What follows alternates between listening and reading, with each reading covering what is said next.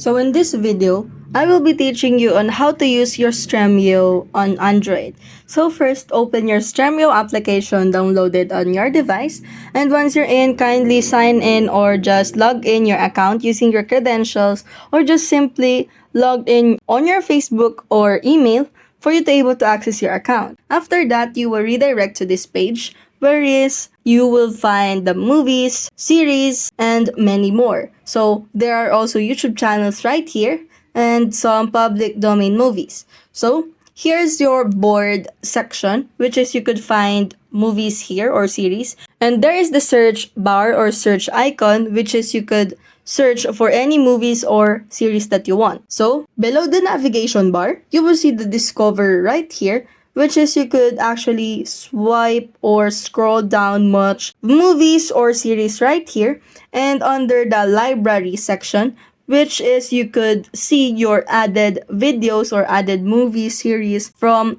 the board or discover section. And here are the add-on section as well as your settings. So basically, for you to able to add some movies or series on that, you're just going to click on first your chosen movie or series and click on add to library. And now you will see that on your library section, which is right here. And that's how you use your Stremio in Android.